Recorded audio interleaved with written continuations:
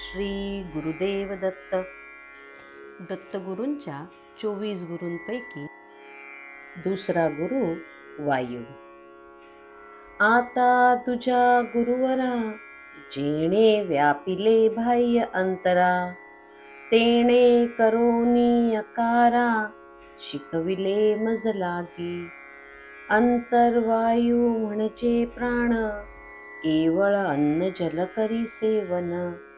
तैसे व्हावया प्राणधारण, सेवन करावे अन्न जल. बाह्य वाऱ्यापासून जाण, मी शिकलो लिप्तपण. माझे अनासक्त असे मन, पृथ्वीवरी हिंडता. सर्व जीवांना जगण्यासाठी वायू, वारा ही प्राथमिक गरज आहे. म्हणजे वायूशिवाय या पृथ्वीवरील कोणताही जीव जिवंत राहू शकत नाही. म्हणूनच वायूला प्राणवायू असेही म्हणतात. वायू हा सतत वाहत असतो. तो कधीही एका जागी स्थिर नसतो.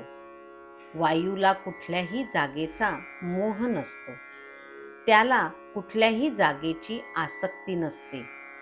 असे आसक्तीरहित जीवन जगण्याची शिकवण वायूकडून मिळते. म्हणूनच श्री दत्तगुरूंनी वायूला आपले गुरु मानले. वायूकडून आपण असा बोध घेऊ शकतो की आपण कशातही अडकू नये. आपण ज्यांच्या ज्यांच्या संपर्कात येतो त्यांच्या गुणदोषांमध्ये स्वतःला न अडकविता सतत पुढे पुढे जात राहावे. आपण नेहमी चांगल्या विचारांच्या माणसांबरोबर राहावे व चांगले संस्कार मनावर करावे. रागाला दूर ठेवून प्रेमळ व शांत स्वभाव ठेवण्याचा प्रयत्न करावा.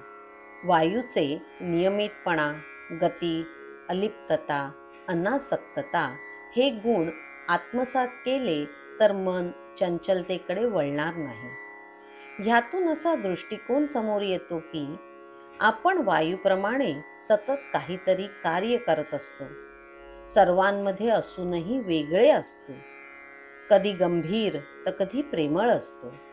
आपल्यामध्ये वायूप्रमाणे निस्वार्थपणे मदत करण्याची क्षमता आहे. ओम श्री गुरुदेव दत्त.